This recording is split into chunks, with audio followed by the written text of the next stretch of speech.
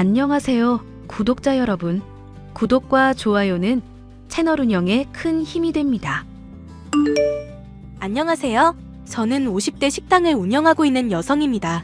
결혼 후 수차례 사업을 벌이며 빚만 늘어놓았던 남편의 뒷바라지를 하다 보니 자연스럽게 생긴 음식 솜씨로 저는 두 아이들을 모두 대학까지 보낼 수 있었습니다.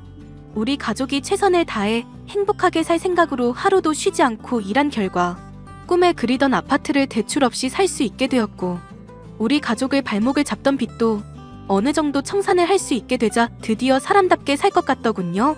사업에 실패하며 자신감이 없던 남편의 응원을 보내고 잘하고 있다고 믿어준 것이 저의 잘못이었을까요? 가족 모두 행복하게 살고 싶다는 저의 생각이 욕심이었을까요? 조금씩 삶이 나아지기 시작하자 남편은 점점 달라지더니 급기야 사람으로서 할 수 없는 짓을 하기에 이르렀습니다. 가게에 방 하나 있지? 응, 작은 방 하나 있지. 창고같이 쓰는 방. 오늘 그 방에서 좀 자고 와. 뭐? 얘들도 다 기숙사 들어갔고 당신 집에 와봤자 할 일도 없는데 뭐하러 왔다 갔다 해? 여기 보일러도 안 들어와서 냉골이야. 당신도 알잖아. 여기서 어떻게 자? 오늘 단체 손님도 많아서 너무 피곤해. 집에 가서 지지고 잘래. 그냥 좀. 남편이 집에 들어오지 말라고 하면 들어오지 마. 요즘 왜 그래 당신? 왜 자꾸 나를 안 만나려고 해? 내가 집에 가면 나가버리고 설마 또 사업 뭐 그런 거 하는 거 아니지? 내가 사업할 돈이 어딨냐? 네가 빚 갚는다고 한 푼도 안 주면서. 이제 우리 나이도 50대야. 사업은 이제 맘 접고 같이 가게 일하자니까. 당신이 도와주면 좀 좋아? 내가 당신이랑 왜 마주치기 싫은 줄 알아? 당신 몸에서 갈비 냄새가 나서 그래. 그런데 나보고 식당을 하라고? 나 김수철이야. 뭐? 하루도 쉬지 않고 일만 하는 사람한테 그게 할 소리야 당신? 당신이 김수철이면 뭐? 우리 가족 빚에 안 쫓기고 살게 같이 노력해야 할 것 아냐? 내가 거기서 할 일이 뭐가 있어? 쪽팔리게 이 나이 먹어서 수치라도 날라야 네 직성이 풀리냐? 남자 자존심 세워줄 생각은 하지도 않고. 하여튼 오늘 집에 들어오지 마. 당신 정말 너무하네.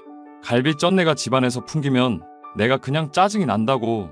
얘들 있을 땐 네가 밥 해줘야 하니까 참았는데 얘들도 없는데 왜 자꾸 기어들어와? 여기 내 집이야. 내 명의로 된 내 집. 마누라가 이렇게 고생하면서 일하면 수고한다, 애쓴다 이런 말 하지는 못할 망정 어쩜 이렇게 당신은 당신만 알아? 솔직히 말해봐. 당신 일한다고 티내려고 요즘 더 갈비 냄새 풍기는 것 아냐? 나 눈치 보라고? 그럴 힘도 없고 그럴 정신도 없어. 그냥 아무 소리 말고 집 좀 잘 치워놔. 나 오늘 가게 마치면 바로 들어갈 거니까. 오지마. 오지 말라고 내가 분명히 말했다. 내가 주인인데 주인 허락 없이 왜 집에 기어 들어온다고 난리야? 절대 문 안 열어줄 테니까 올 생각하지 마. 내일 와, 내일. 내가 나가면 들어오라고. 오늘은 너무 추워. 잠이라도 좀 편히 자자. 추워? 그럼 전기장판 하나 사. 뭐? 당신 어떻게 이렇게 이기적이니? 그리고 그 방에서 자라고 하면 잘 자면서 그래? 춥기는 뭐가 추워. 당신 뱃살이 다 덮어주고 있는데. 아무튼 오지 말라고 분명히 말했어. 올 거면 갈비 냄새 쫙 빼고 오든가 아니면 나 있을 때 집에 올 생각 하지도 마. 오늘 날씨가 어떤 줄 알아? 영하 10도보다 더 떨어졌어. 그런데 당신은 나한테 냉방에서 자라고 하고 싶니? 그러니까 전기 장판 하나 사라고 했잖아. 두꺼운 이불 덮고 잘만 자더만 오늘따라 왜 이렇게 징징거려? 나이도 먹은 마누라가. 귀찮으니까 잔소리 하지 말고 연락하지 마. 남편은 최근 들어 제가 집에 있으면 밖으로 나가서 들어오지 않았고, 자신이 집에 있을 때는 저를 어떻게 해서든 핑계를 대며 집에 오지 못하게 했습니다. 그런 날이 잦아지고 갈수록 인신공격성의 말들을 쏟아내는 남편을 보면 정말 화가 나더군요. 그래서 그날은 남편의 말을 무시하고 집으로 갔습니다. 그런데 집 비밀번호를 눌러도 열리지가 않더군요. 그리고 집안에서는 젊은 여자가 웃는 소리도 들리고 남편의 웃음 소리도 들렸습니다. 저는 그 소리들을 듣자 심장이 떨렸고 떨리는 손으로 녹음기에 녹음을 했습니다. 그리고 정신 차린 뒤 저는 문을 두드리며 문을 열라고 소리쳤죠. 하지만 남편은 문을 열지 않더군요. 집안에서 들리던 자기야, 사랑해, 이리와 등의 소리와 깔깔거리던 두 사람의 소리를 집 문 앞에서 들으면서 저는 울며 식당으로 돌아가야 했습니다. 당신 어제 대체 집에서 뭔 짓을 했어? 내가 문 열라고 그렇게 두드렸는데 어떻게 문을 안 열어? 그러니까 내가 어제 집에 오지 말랬잖아. 뭐? 딴 기집애 집에 들이려고 나한테 오지 말라고 했던 거야? 내가 설마 올까 싶어서 비밀번호 바꿔놨는데 진짜로 오냐? 아우, 지긋지긋해. 어떻게 집에 딴 여자를 들여? 당신이 그러고도 사람이야?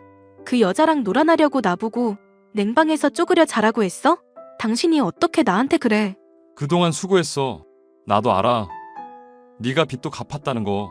그래서 네가 할 일 다 할 때까지 내가 기다려줬잖아. 뭐? 이제 할 일 다 끝났으니까 이제 그만 갈라서자고.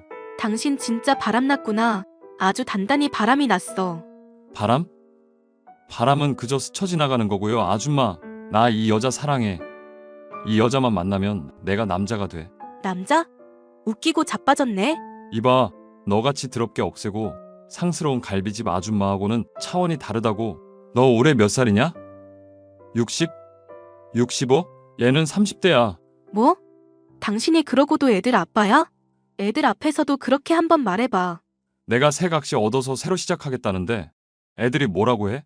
지들 키워줄 만큼 키워줬으니까 이제 부모도 부모 인생 사는 게 당연하지. 그래서 이혼하자고? 그래, 제발 이혼해줘라. 당신이 어제 안 왔으면 그래도 내가 생각해서 한 6개월은 더 같이 살아줄까 했는데 이미 아는 마당에 뭐 같이 사냐? 당신 냄새도 맡기 싫고 그 처진 뱃살도 보기 싫어. 당신만 보면 당신 가게 갈비가 떠오른다고. 당신이 돼지 같아서. 뭐? 당신 말 다 했어? 어디 할 짓이 없어서 새파랗게 어린 것한테 눈이 뒤집혀도 유분수지. 그동안 내가 얼마나 고생을 했는데.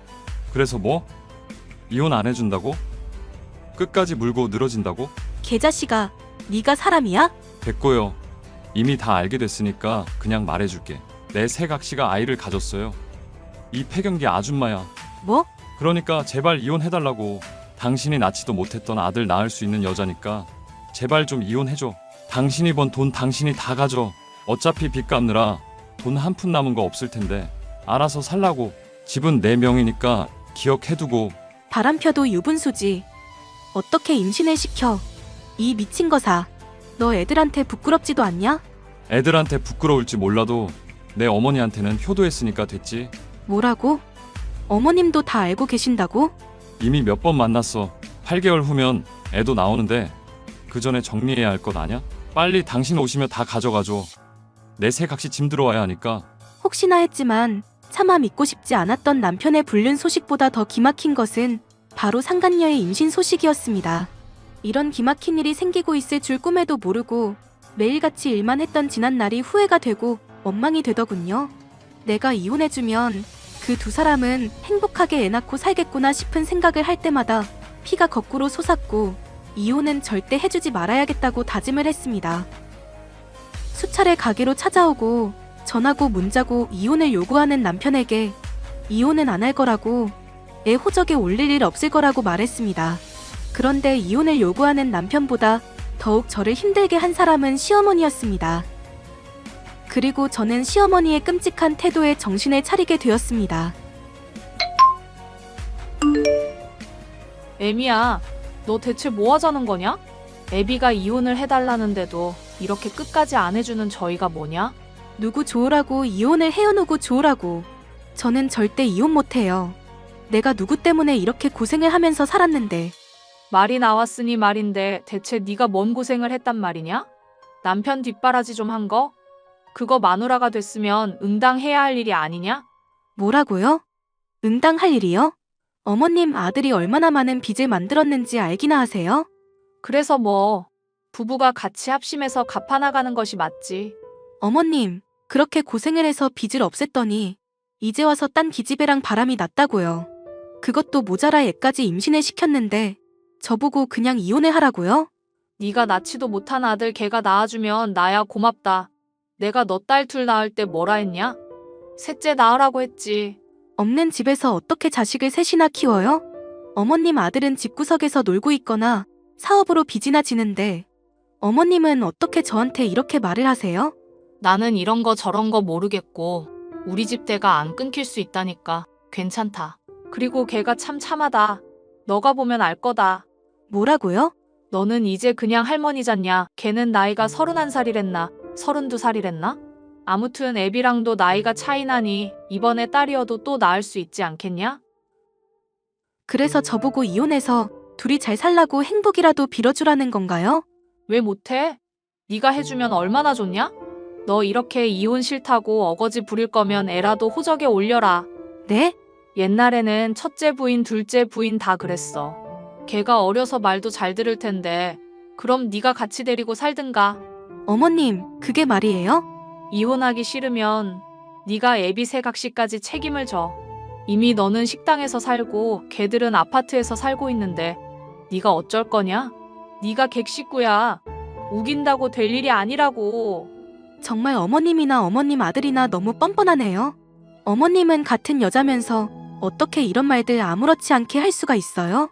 네가 그렇게 우리 애비가 좋다면 셋이서 살라니까. 애 낳으면 네가 좀 도와주고 하면 좋겠다. 첫째 마누라, 둘째 각시 끼고 살라고 내가 애비한테 말해주랴. 너만 좋다고 하면 애비도 싫진 않을 거다. 본처의 첩에 얼마나 좋아. 그래도 둘은 신혼이니까 당분간 네가 식당에서 살아야겠지? 어머님 이야기를 들으니까 정신이 번쩍 드네요. 그래요, 이혼해줄게요. 이혼이 뭐 어렵나요? 봐라. 네가 생각해도 그 짓은 못하겠지? 너 좋으라고 이혼하란 거지 우리 좋으려고 이혼을 하는 거냐? 애비한테 말할 테니까 얼른 이혼해라. 한 집에서 남편과 상간녀, 그리고 앞으로 태어날 상간녀의 애까지 저보고 돌보라던 시어머니의 말에 이혼을 안 해주는 것이 복수가 아니란 생각이 들더군요. 이렇게까지 저를 능멸하고 무시한 그들에게 제대로 복수를 하고 싶다는 생각이 들었고 저는 남편과 합의 이혼을 했습니다. 그리고 합의 이혼 과정에서 상간녀와 태어날 애한테 정신 빠진 남편에게 재산권과 양육권, 친권 등에 대한 합의를 제가 작성했고 제대로 훑어보지도 않은 남편은 늦게서야 자신이 서명한 합의성에 발등을 찍었죠.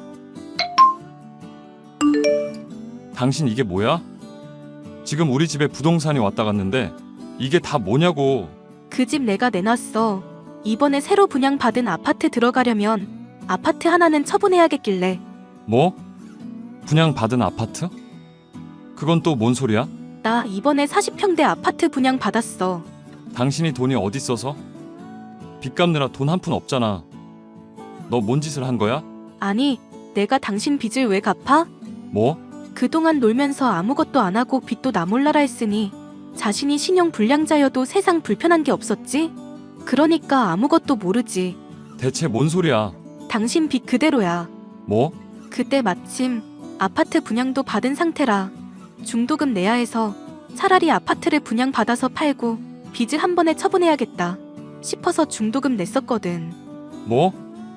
이 여편네가 제정신이야? 빚부터 갚아야지. 무슨 놈의 아파트야. 아파트가 있는데. 그 아파트도 당신 잘 모르나 본데 그 집 내 명이야. 내 명의였던 게 왜 당신 명의야? 좀 더 확실하게 말하면 내 사촌 동생 명이지. 우리 빚 때문에 명의 이전했었잖아. 그것도 10년 전에. 그것도 모르겠지. 빚은 다 내가 갚고 있었으니까. 뭐? 그래서 지금 이 아파트를 넘겼다고? 애초에 합의서에 쓰여 있잖아. 각자 개인의 명예 재산은 이혼 후에도 요구하지 않겠다고 서로 인감 찍고 공증받았잖아. 왜 이래 이제 와서. 아주 날강도 같은 여편네. 그래 놓고 너 내 빚을 다 갚은 것처럼 나를 속여? 빚을 갚으려던 마당에 이혼을 요구하는데 내가 왜 그 빚을 갚아? 네가 진 빚 네가 갚아야지. 당장 내놔. 내 아파트 당장 내놔. 그동안 내가 갚아준 돈 내가 돌려달라고 안 한 것만도 감사하게 생각해. 어디서 아파트를 내놓으라 말아야. 그리고 그 아파트 곧 팔릴 테니까 얼른 짐 싸서 나가. 뭐? 이 미친 것이 나를 속여서 이혼을 한 것도 모자라 집까지 팔아먹어? 그러게 제대로 좀 주제 파악을 하고 나댔어야지. 나이 50줄이 넘었으면 정신머리라도 잘 챙겼어야지. 앞으로 열심히 일해서 갓난애기 잘 키워. 여보, 이렇게 되면 우리가 어디 가서 살아. 지금 우리 와이프 만삭이라고. 우리 와이프? 아주 주둥이로 아무 말이나 내뱉는구나. 내가 상간녀 소송도 시작했단 거 말 안 해줬나? 뭐? 애 나오기 전에 상간녀 소송도 끝나야 할 텐데 변호사도 잘 알아보고. 애들은 아빠 없는 셈 친다니까 애들한테 행여나 돈 얘기할 생각에 연락하지 말고 늦깎이 아빠야 열심히 일해서 상간녀 합의금도 준비해놔. 수차례 사업을 실패하며 여기저기 끌어다 쓴 빚 덕분에 남편은 자신이 어디에 빚을 지고 있는지조차 모를 만큼 많았고 무관심했습니다. 당연히 제가 빚을 다 갚았을 거라고 생각했던 남편은 자신이 신용 불량자의 집 한 채 없는 거지 신세라는 사실을 뒤늦게 깨달았죠. 어떻게 보면 그 힘들었던 시기에 분양이 될 거라 생각도 못했던 아파트에 당첨되면서 남편 빚을 갚는 방법을 바꾸었던 것이 참 다행이라고 생각했습니다. 그 덕에 저는 지긋지긋한 빚에서도 정신 차리지 못한 남편에게서도 뒤늦게나마 벗어날 수 있었으니까요. 저는 여전히 열심히 식당 일을 하며 최선을 다해 살고 있습니다. 그리고 제 곁에서 힘들 때 함께 해준 제 딸들과 함께 매일이 늘 감사하답니다. 긴 사연 함께 해주셔서 감사합니다. 안녕하세요. 저는 대전에 사는 결혼 5년차에 직장에 다니는 여성입니다.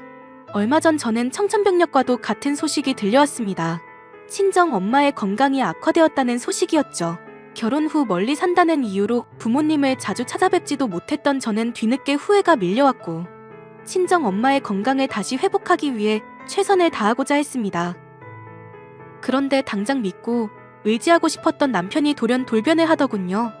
한때는 정말 사랑했고 믿었고 그래서 평생을 함께 하고자 했던 사람의 철면피와 같은 행동에 저는 큰 상처를 받게 되었습니다. 당신 이번 주에 또 장모님 모시고 병원 가? 응. 이번 주에 검사 결과도 보고 다른 것도 검사해야 해서 내가 같이 가야 할 것 같아. 휴, 요즘 당신 장모님 아프신 이후로 우리한테 너무 소홀한 것 아냐? 우리? 그래, 나랑 우리 엄마한테 너무 소홀하잖아. 당신 최근에 우리 엄마한테 전화 몇 번이나 했어? 여보, 우리 엄마 얼마 전에 암일 수도 있다는 이야기를 들었어. 그리고 이번 주에 엄마 결과 나오고 나 우리 엄마가 그렇게 아프다고 하는데도 병원 한 번 모시고 못 갔어. 시어머니 조금만 아프셔도 내가 모시고 갔던 병원을 우리 엄마는 한 번도 못 모시고 갔다고. 그리고 엄마 암일 수도 있다는 이야기 듣자마자 내가 바로 시어머니도 건강검진 하자고 했잖아. 그래서? 장모님이 암일 수 있는 게 내 잘못이야? 누가 자기 잘못이래? 내 말은 그게 아니라 지금 내가 우리 엄마 도와드리는 거 이해해주면 안 돼? 내가 어디까지 이해를 해? 내가 이런 말 안 하려고 했는데 어제 우리 엄마 허리 다쳐서 파스 붙였어. 뭐? 허리를 얼마나 삐끗하셨으면 그 건강한 양반이 파스를 붙였겠냐고. 그런데도 지금 나한테 이해를 바라는 거야? 당신 지금 그걸 말이라고 하는 거야? 왜? 허리 삐끗한 것은 장모님이 가지고 있을 수 있는 암덩어리에 비해 아무것도 아니다 그거야? 당신 시어머니한테 그렇게 소홀하고 남편한테 소홀할 거면 차라리 친정으로 가서 살아. 어떻게 그렇게 말할 수 있어? 당신 어머니가 암이어도 나한테 그럴 수 있어? 지금 재수없게 우리 엄마가 왜 암이야? 그렇잖아도 우리 엄마 지금 머리부터 발끝까지 건강검진 해놓은 거 결과 기다리는데 재수없게? 그럼 당신 어머니도 모자라서 집안에 암 환자가 둘이나 돼야 속이 시원하겠어? 당신 어머니 몸속에 암덩이 있다고 시어머니도 암이길 바라는 사람이 어딨냐? 누가 그렇대? 말이 그렇단 소리지. 당신이 내 사정을 단 하나도 이해를 안 하잖아. 효년합셨네. 아무튼 이번 주에 우리 엄마도 건강검진 결과 나오고 하니까 미리미리 잘 확인해. 그리고 양심적으로 허리 삐끗한 시어머니한테 죄송한 마음 좀 가져라. 남편은 갑자기 들려온 친정 엄마의 건강 소식에 날카롭게 반응을 했습니다. 그런 남편에게 몹시 섭섭하긴 했지만 친정 엄마가 암일 수도 있다는 소식에 저는 바로 시어머니 건강검진을 진행했고 나름 며느리로서 최선을 다하고자 노력을 했습니다. 그러나 남편은 저희 사정도 친정 엄마의 건강에 대해서도 이해나 배려가 전혀 없는 태도를 보였습니다. 얘, 너 내 소식 듣긴 했냐? 네, 어머니. 안 그래도 연락드리려고 했어요. 허리는 좀 어떠세요? 내 나이가 몇이냐? 나 이제 곧 70이다. 그런 내가 허리를 얼마나 삐끗했으면 세상에 그 독한 파스를 붙이고 누워있겠냐. 많이 불편하세요? 말 같지도 않은 소리 좀 하지 마라. 당연히 불편하지. 너는 허리 안 아파봐서 모르겠지만 이게 보통 아픈 것이 아니다. 그런데 너는 코빼기도 안 비추고 뭐 하는 거냐? 그렇잖아도 오늘 퇴근하고 가려고 했어요. 내가 이렇게 연락하니까 그제야 온다고 하냐? 네가 아주 네 엄마가 아프다고 정신이 나갔구나 싶었다. 이따 저녁에 퇴근할 때 갈게요. 움직일 때 조심해서 움직이세요. 올 것도 없다. 네가 와봤자 내 속만 뒤집지. 됐고 허리 아픈 데는 장어나 소고기가 좋다고 하니까 돈이나 보내라. 허리 아프셔서 걷기도 힘드신데 병원에라도 제가 모시고 갈게요. 어차피 이번 주에 검진 결과 나오지 않냐? 그때 허리도 진료받으면 되니까 그때 네가 와라. 이번 주요? 저 이번 주에 친정 엄마 검사 결과 받으러 가야 하는데요. 예비하고 다녀오셔야 할 것 같아요. 뭐? 너 지금 시애미가 건강검진을 하고 허리를 다쳐서 걷지도 못하는 와중인데 네 엄마 결과 받는다고 나랑 같이 병원에 안 간다는 소리를 하냐? 아니 그게 아니라요 어머님. 니들 친정의 딸이 너 하나냐? 네 오빠도 있고 네 언니도 있고 다들 시집 장가가서 사위며 며느리도 있는데 왜 너만 그렇게 주구장창 돌보고 있냐? 처음 친정엄마 모시고 병원 갔던 것도 오빠였고요. 계속 다니면서 다른 결과들 본 것도 가족들이었어요. 이번 주에 암 결과 나온 데서 제가 가고 싶었던 거예요. 그러니까 너는 네 시애미 건강은 안중에도 없다. 그 소리냐? 어머님 그게 아니라요. 잔말 말고 이번 주에 나랑 같이 병원 가. 그리고 네 엄마 진짜 암이 맞냐? 네? 아직 그건 확실하지 않은데 위치나 크기가 좀 가능성이 크다고 해요. 그래? 보험은 빵빵하게 들어져 있는 것 맞지? 네, 보험은 걱정 안 해도 돼요. 얼마나 들었냐? 네 엄마 진단비며 수술비 다 들어가 있지? 보험 몇 개나 들어있냐? 진단비도 여러 군데서 받을 수 있던데. 네 엄마도 그러냐? 글쎄요. 오빠가 거의 관리를 해서 저도 잘 모르겠어요. 얘 봐라. 너 그 진단비며 수술비 얼마나 큰 돈인 줄 알아? 그런데 그걸 그냥 네 오빠한테 맡기면 어떡하냐? 네 오빠가 다 가져가기 전에 당장에 알아봐라. 네? 그 돈을 왜 저희 오빠가 가져가요? 그리고 아직 정확히 암인지도 모르고요. 아무튼 물러터진 것 보면 내 속이 다 터진다. 가족들끼리 억단이 돈이 생기면 남남되는 것 한순간이다. 네 엄마 암이면 네가 할 일은 딱 하나야. 보험료 챙기는 것 알겠어? 내 말 명심하고 이번 주 금요일에 2시까지 와라. 시어머니와 친정엄마의 병원 날짜가 겹치게 되면서 어쩔 수 없이 저는 또 친정엄마를 친오빠에게 부탁해야만 했습니다. 딸 노릇도 제대로 못하는 현실도 서글펐지만 더욱 저를 힘들게 하고 괴롭게 했던 것은 따로 있었습니다. 친정엄마의 건강에 대한 시어머니와 남편의 태도였죠. 친정엄마의 건강 소식을 들은 시어머니는 건강 여부에 대해서는 단 한마디도 하지 않고 오로지 보험료에 대해서만 이야기를 하시던군요. 그 이야기를 듣고 있자니 솔직히 정이 떨어지면서 자신들 이야기여도 이렇게 말할 수 있을까 싶었습니다. 그런데 시어머니보다 더한 요구를 한 남편을 보면서 저는 소름 끼치게 치가 떨리더군요. 당신 어머님 암 소식 언제 나와? 내일이야? 아니 금요일이야. 어머님 건강검진 결과도 금요일라고 해서 엄마는 오빠가 모시고 가기로 했어. 형님이? 형님 진짜 참 대단하시네. 뭐가? 평일 낮에 병원에 가는 거면 연차 쓰는 것 아냐? 그렇지. 돈이 무섭긴 무섭다. 회사 연차까지 쓰고 병원에 가고. 당신 지금 무슨 소리 하는 거야? 아니 딱 보이잖아 형님 하는 게. 장모님 암이면 바로 보험료 청구해서 진단비랑 받으려는 거 아냐? 내 친구 중에 보험하는 사람이 있어서 물어봤거든? 장모님이 위에 암이랬나? 위에 암 아니고 가능성이 있다고. 그래. 아무튼 그 위암이 3억에서 5억까지 진단비를 받을 수 있더만. 장모님은 얼마짜리 들어놨어? 나도 몰라. 아까 시어머니도 그러더니 당신도 엄마 보험료 얘기야? 나도 그 생각은 못했는데 아까 엄마가 전화로 장모님 보험 이야기를 하더라. 당신이 아무것도 모른다고 속 터진다고. 나도 몰랐지. 그런 거 못 챙겨서 미안해. 뭐가 미안하다는 거야? 아니, 당신이 장모님 챙길 때 나도 도와주고 했으면 우리가 보험료 받을 때 더 많이 받을 수 있을 텐데 말야. 뭐? 당신은 아주 우리 엄마가 암이어서 보험료 받았으면 좋겠나 봐? 누가 그렇대? 그게 아니라 보험료가 많은데 우리 몫을 어떻게든 챙겨야 할 것 아냐? 우리 엄마 돈으로 들어간 보험료에서 받는 돈에 우리 몫이 어딨어? 당신 엄마라도 이럴래? 우리 엄마면 내가 말하기 전에 돈 주지. 그럼 장모님은 혼자 그 많은 돈을 먹는데? 아니 나이도 많으신 양반이 돈 쓸 데가 어디 있다고. 형님이 다 먹는 거 아니야? 그러지 말고 이번에 장모님 병원 당신이 가. 뭐? 형님한테 다시 말해서 당신이 가라고. 그래서 암 소식 듣자마자 보험금 수익자를 당신으로 해봐. 계약 당시 누구로 되어 있는지 확인하고. 당신 정말 구제불능이다. 지금 당신 너무 감성적이야.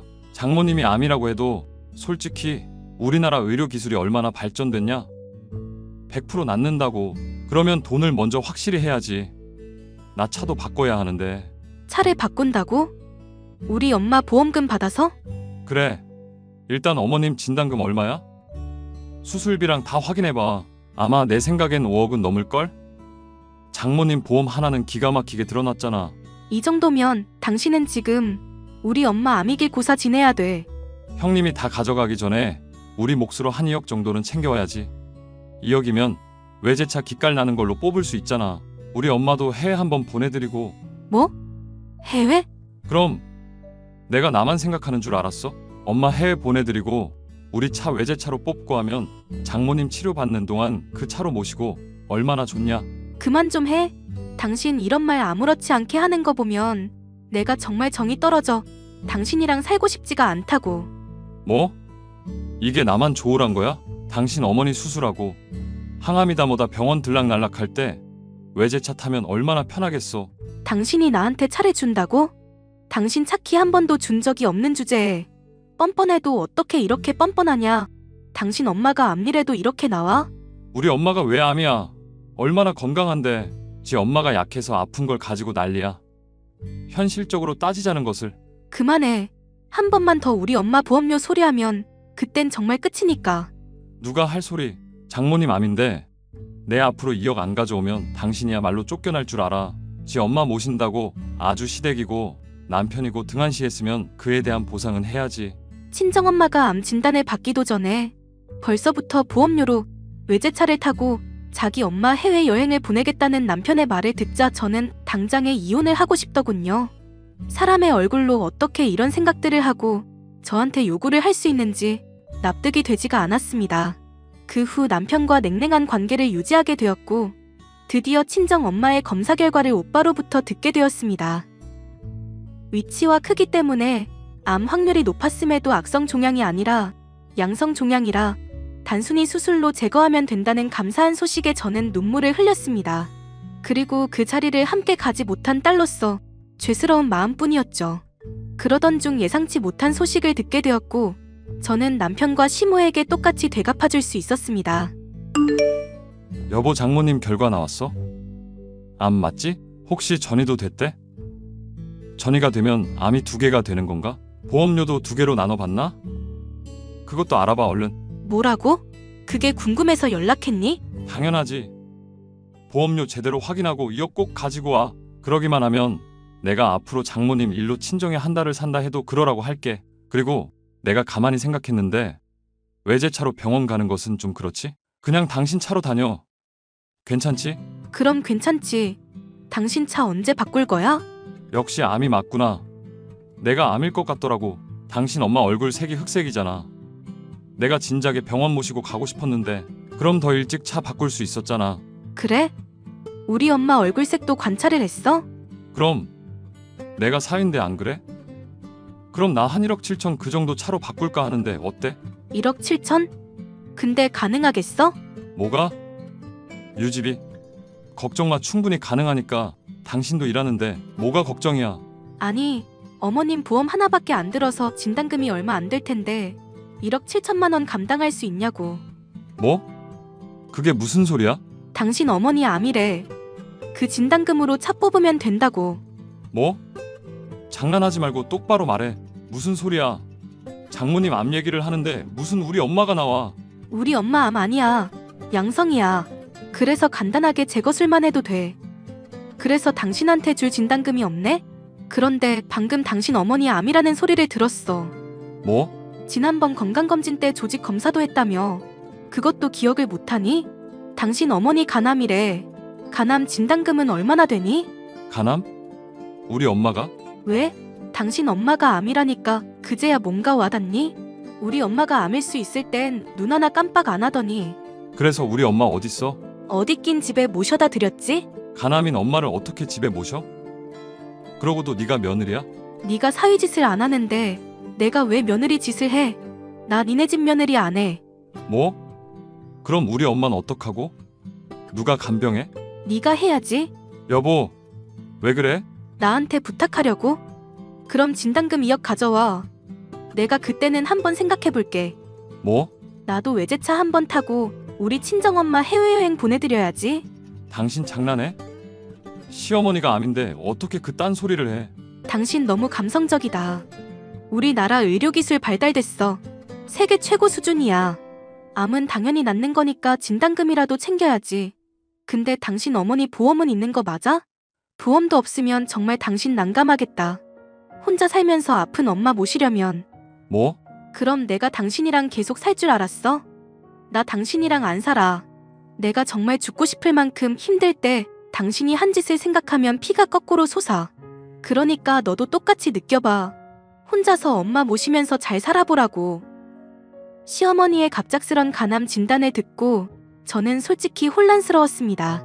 하지만 병원에 가던 차 안에서 내내 저희 친정엄마가 암이어서 돈이나 주고 죽으면 자식들한테 덜 미안하겠다는 시어머니의 소리가 귓가에 맴돌더군요. 암으로 오래 자식 발목 잡고 늘어질 생각 말라고 단단히 일러두란 시어머니의 표정과 말에 저는 운전하는 내내 심장이 떨렸습니다. 그리고 뻔뻔하게 보험금을 요구하며 이혼 협박을 하던 남편의 모습까지 저는 지울 수가 없었습니다. 그래서 저는 남편과 이혼을 결심했고 결국 저희는 갈라서게 되었습니다. 배우자가 가장 힘들어할 때 손 한 번 잡아주기는커녕 칼로 심장을 도려내는 듯한 아픔만을 주었던 사람과는 남은 여생을 행복할 자신이 없었기 때문이죠. 지금 저는 저희 선택에 만족하며 친정엄마와 함께 하루하루 즐겁게 살아가고 있습니다. 긴 사연 함께 해주셔서 감사합니다. 안녕하세요. 저는 아들 하나를 둔 전업주부 40대 여성입니다.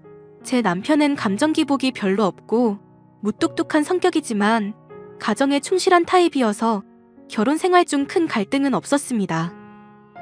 시어머니께서는 인정 많고 소녀 같은 분이라 저는 흔히 얘기하는 고부 갈등도 모르고 살아왔습니다.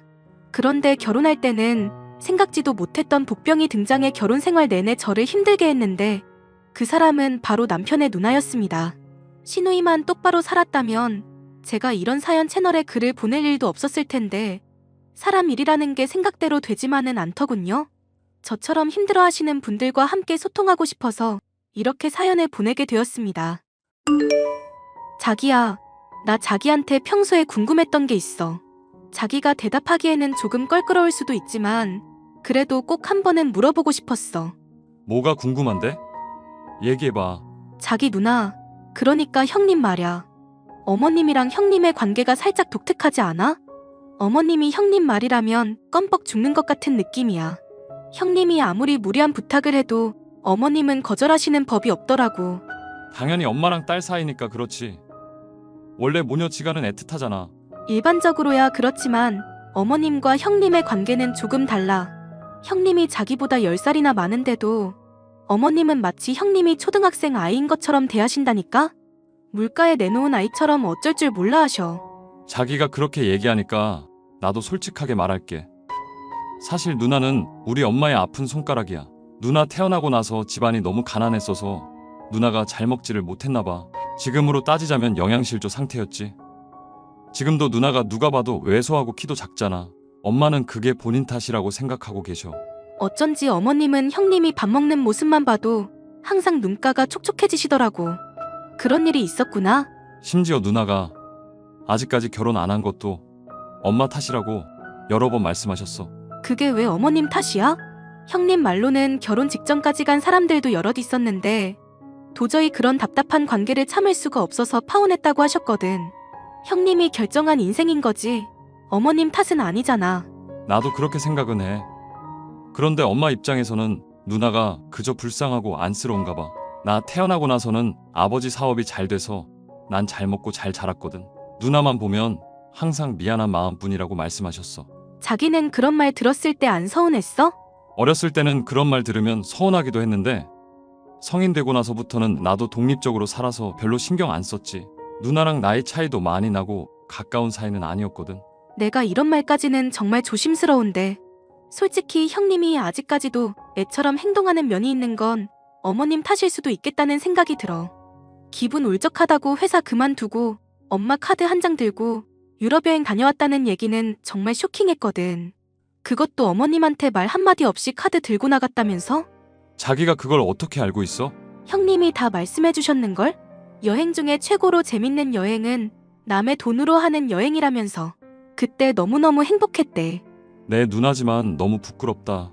그래도 아버지 살아계실 땐 아버지 눈치라도 보면서 행동했는데 아버지 돌아가시고 나서는 천상천하 좌독존이야. 엄마가 누나를 감싸고 도니까 나도 뭐라 할 말도 없고 그냥 그쪽은 그쪽대로 나는 나대로 사는 거지. 어머님도 이제 연로하시고 여기저기 편찮으신데 정말 걱정이다. 어머님 없이 형님이 어떻게 사실지도 걱정이고. 나는 내 가정을 지키는 게 우선이야. 설령 엄마랑 누나 사이에서 무슨 일이 벌어지거나 엄마 돌아가시고 나서 누나가 혼자 살게 되더라도 절대 자기한테는 피해 없게 할게. 나 힘들어질까봐 한 이야기는 아니었고 형님이 걱정돼서 한 말이지만 어쨌든 고마워. 신우와 시어머니는 서울 집에서 살았고 제 남편은 지방에서 소규모 보습 학원을 운영하고 있었기에 저희는 마주칠 일이 별로 없었습니다. 저는 시어머니와 사이가 좋아 자주 찾아뵈었고 저희 집으로 오셔서 사셨으면 좋겠다고 말씀드린 적도 있었습니다. 그때마다 시어머니는 자신의 딸인 신우와 함께 살고 싶다며 저희의 제안을 항상 거절하셨습니다. 그러던 중 신우이가 저에게 뜻밖의 제안을 했습니다. 올케, 잠시 올케네 집에 우리 엄마 내려가 계실 거야. 집만 간단하게 챙겨서 보낼 거니까 올케가 신경 좀 써줘. 어머님이 저희 쪽으로 오신다고요? 이제부터 저희랑 같이 쭉 계시는 거예요? 그런 건 아니고 우리 집 내부 리모델링 공사해야 해서 엄마한테 잠시만 올케네 쪽으로 내려가 있으라고 했어. 형님, 그 집 리모델링 하시게요? 오래된 아파트긴 해도 내부는 크게 손댈 필요 없어 보였는데요. 그 집에서 나랑 엄마랑 평생 살아야 하는데 불편한 게 한두 군데가 아니야. 올케는 이 집에서 살고 있는 사람도 아닌데 왜 함부로 나대? 내가 나대는 사람 제일 싫어하는 거 알지? 죄송해요. 리모델링 비용이 워낙 비싸니까. 저도 모르게 그런 말이 나왔어요. 돈은 내가 알아서 하니까 올케는 나대지 말고 엄마한테는 간단하게 화장실이랑 주방 한두 곳 손본다고만 말해놨거든. 나중에 올라오면 서프라이즈로 놀라게 해주려고. 그러니까 엄마한테는 쓸데없는 말 하지 마. 내 말 무슨 뜻인지 알지? 알겠어요, 형님. 그런데 기간은 어느 정도로 예상하면 될까요? 짧게는 한 달, 길어도 2달 안에는 끝나. 공사 끝나면 다시 엄마 데려올 거야. 저희는 어머님이랑 계속 같이 살아도 좋아요. 저희 민재도 할머니 너무 좋아하고요. 올케 그렇게 안 봤는데 사람 홀딱 깬다. 네? 올케 이 아파트 욕심나서 우리 엄마 모시겠다고 하는 거 아니야? 지방 사니까 서울 아파트 가질 수 있는 기회는 우리 엄마 꼬시는 것뿐이라고 생각하나 보지? 형님, 무슨 말씀을 하시는 거예요? 저희도 여기에 저희 집 있어요. 어머님 집에 대해서는 그런 생각 해본 적도 없어요. 우리 엄마 죽을 때까지 나랑 같이 살 거고 엄마 집은 내가 물려받을 거거든. 우리 엄마 몇 달 데리고 있겠다고 해서 이 집이 올케 집 될 거라는 큰 꿈은 버려. 정말 별꼴이야. 시어머니가 저희와 함께 계시는 동안 저희는 너무 즐거웠습니다. 시어머니가 아이를 잘 봐주셔서 전업주부인 제 부담이 크게 줄었고 아이도 할머니와 함께 사니까 너무 좋다면서 계속 같이 살자고 졸랐습니다. 제가 늘 꿈꾸던 화목한 가족의 모습을 보며 흐뭇한 나날을 보내고 있던 중 청천벽력 같은 소식을 들었습니다. 시어머니가 위암이라는 소식이었습니다. 형님, 인테리어 공사 도대체 언제쯤 끝나나요? 어머님이 많이 불안해하고 계셔요. 죽을 때는 내 집에서 죽고 싶다고 매일 밤 눈물을 흘리신다고요. 올케는 우리 엄마 죽기를 바래? 저는 어머님이 오래오래 사시기를 바라는데 어머님이 많이 힘들어하고 계신다고요. 얼른 어머님 본인 집으로 돌아가고 싶으시다면서 하루하루 기다리고 계세요. 어머님 내려오신 지 2달이 넘었는데 왜 아직도 공사가 안 끝나는 거예요? 내가 해달라고 했던 자재나 부품들이 안 들어와서 공사를 쉬엄쉬엄 했어. 나도 엄마가 갑자기 암 진단받을지 몰랐거든. 지금 공사를 서두르고 있기는 한데 아직 완성이 안 됐어. 암 걸린 노인네가 콘크리트 바닥에서 자기를 원하는 건 아니지? 당연히 아니죠. 그리고 저희는 어머님 모시고 있는 거 아무 상관없어요. 어머님이 자꾸만 원래 살던 집으로 가고 싶어 하시니까 형님께 여쭤보는 거예요. 그러면 조금만 기다려. 내가 엄마한테 전화해서 당분간 올케네 좀 더 있는 게 좋을 거라고 잘 얘기할 테니까 올케는 우리 엄마한테 아무 말도 하지 마. 시어머니는 날이 갈수록 쇠약해지셨고 죽을 때 죽더라도 시아버지와 함께 살았던 추억이 있는 집으로 돌아가고 싶어 하셨습니다. 그런데 시간이 지나도 형님은 계속해서 공사 중이라는 대답만 하니까 저와 남편은 불안해졌습니다. 혹시나 인테리어 공사 도중에 저희가 모르는 사고가 났는데 저희에게 말을 하지 않고 수습하는 중일 수도 있겠다는 생각에 형님께 말하지 않고 저 혼자 몰래 그 집에 가보기로 했습니다. 자기야, 이게 무슨 일이지? 왜 그래? 공사 아직도 마무리 안 됐어? 아니 성벽을 짓는 것도 아니고 무슨 집안 인테리어 공사가 이렇게 오래 걸려? 그게 아니라 공사가 다 끝났대. 경비 아저씨한테 여쭤보니까 공사 시작하고 한 달 만에 다 마무리됐다고 하시더라고. 누나는 공사가 끝났는데 왜 엄마한테 말을 안 해? 뭔가 다 이상해. 자기야, 형님 모아놓은 돈이 꽤 많아? 모아놓은 돈이 있으면 그 나이 되도록 엄마한테 얹혀 살겠어? 돈 없다면서 엄마한테 용돈 한 번 준 적이 없는 사람인데. 근데 이번 리모델링 공사에 1억 5천만 원이 들었대. 경비 아저씨 말로는 그 집 돈 엄청 들여서 최고급 자재만 썼다고 하시던걸? 그럴 리가 없는데. 동호수 착각한 거 아냐? 우리 누나한테 그런 돈이 있을 리가 없어. 최근에 공사한 집 거기 하나뿐이래. 나 지금 너무 불길해. 형님한테 무슨 일이 벌어지고 있는 거지? 저는 자세한 이야기는 말하지 않은 채로 시어머니께 신우에 관해 돌려서 질문을 했습니다. 최근에 신우한테 큰 돈이 생길 만한 일이 있었는지 알아내기 위해서였습니다. 시어머니 말씀으로는 신우가 절친한 친구가 있는데 미국 영주권 문제로 돈이 필요하다고 했다는 겁니다. 현금 1억 5천만 원 정도를 친구 통장에 몇 달 동안 넣어놓고 있기만 하면 되고 영주권 진행 작업이 끝나면 신우 친구에게서 그 돈을 돌려받을 거라고 하셨습니다. 저희는 그 말을 듣자마자 신우가 시어머니 돈을 홀라당 써버렸다는 생각이 들었습니다. 형님, 어머님 언제 다시 데려가실 생각이세요? 기다려봐. 아직 문짝도 도착을 안 했어. 문짝 달린 거 다 확인하고 왔어요. 공사가 다 끝났다는 것도 알고 있고요. 옳게 위암 걸린 우리 엄마 팽개쳐두고 서울에 왔다 갔단 말이야? 우리 엄마 죽으면 다 네 잘못이야. 하도 연락이 없고 어머님도 불안해하셔서 다녀온 건데 저야말로 놀랐어요. 인테리어는 진즉 끝났는데 저희한테 왜 거짓말 하세요? 어머님 모시고 살겠다고 했으면서 갑자기 어머님 위암 진단 받으니까 생각이 달라지신 거예요? 병든 어머님은 모시기 힘들어서요? 뭔 소리인지 모르겠네. 내가 부를 때까지 가만히 좀 있으라고. 심지어 인테리어 비용에 1억 5천을 쓰셨다면서요? 너 내 뒷조사하고 다니냐? 우리 엄마 모시라고 보내놨더니 네가 뭐라도 된 것 같아? 어디서 나이도 어린 게 하늘 같은 신우이한테 대들어? 형님, 어머님한테 물어봐서 이미 다 알고 있어요. 지금 당장 친구분께 연락해서 통장 잔액 찍어서 보내라고 하세요. 어머님 돈 무사히 보관하고 있는지 제가 눈으로 확인해야겠어요. 진짜 선 넘네? 네가 뭔데 나한테 명령질이냐? 내가 이 나이 먹고 옳게 갑질에 휘둘릴 줄은 몰랐네. 아이고 서럽다. 서러워. 돈 문제는 제가 계속 확인할 거고요. 내일 어머님 올라가실 거예요. 야, 인테리어 안 끝났다고. 오지 마. 형님 도대체 왜 이러세요? 거기 어머님 집이잖아요. 아무것도 묻지 말고 내가 하라는 대로만 해. 아픈 노인네가 여기저기 옮겨다니면 건강에 안 좋으니까 그냥 옳게네 집에서 쭉 쉬라고 해. 형님, 어떻게 돈이랑 집만 가로채고 편찮으신 어머님을 내쫓으실 수가 있어요? 옳게. 너 평소에 우리 엄마랑 같이 사는 게 소원이었다며. 그래서 옳게 소원 들어준다는데 왜 이렇게 발악을 해? 저희가 어머님 모시는 건 좋아요. 그런데 그건 어머님도 동의를 하셨을 때 얘기죠. 지금 어머님은 얼른 원래 사시던 집으로 돌아가고 싶어 하신다고요. 옳게 속마음을 이제야 내가 알았네. 우리 엄마 병 걸리기 전에는 엄마 데려가고 싶어 하더니 암 걸리니까 옳게도 내쫓고 싶은 거지? 공짜로 병간호하기가 억울해서? 혼자서 착한 척은 오지게도 하더니 이제서야 인간미가 느껴지네. 뭐라고요? 내가 인심 썼다. 옳게한테 500만 원 보낼 테니까 그걸로 성진이 모르게 명품백이나 하나 사. 암 걸린 노인네 구박하고 싶을 때마다 가방 보면서 화 풀어. 그럼 잘 좀 부탁할게. 저는 더 이상 제 힘으로 이 일을 해결할 수 없겠다는 생각이 들어 남편과 상의한 후 시어머니께 자초지종을 설명해 드렸습니다. 시어머니는 의외로 담담하게 모든 걸 받아들이시는 듯 했습니다. 집도 돈도 하나뿐인 딸에게 뺏긴 처지가 되었지만 시어머니가 원하는 건 단 하나였습니다. 그 집에 놔두고 온 사진 액자를 보내달라는 거였습니다. 시아버지가 돌아가시기 전에 사진관에서 함께 찍은 사진인데 시어머니가 제일 아끼시는 보물 1호였습니다. 그것만 보내주면 더 이상 아무것도 바라는 게 없다고 시누이가 하고 싶은 대로 살게 놔두고 싶다고 하셨습니다.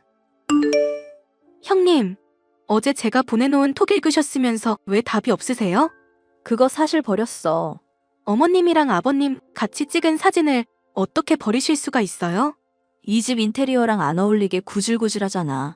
사진은 찢어서 버렸고 액자는 분리수거 했는데 이제 와서 찾을 수도 없고 올케가 엄마한테 잘 말씀드려줘. 그거 어머님이 정말 아끼시는 사진인 거 형님도 아시잖아요.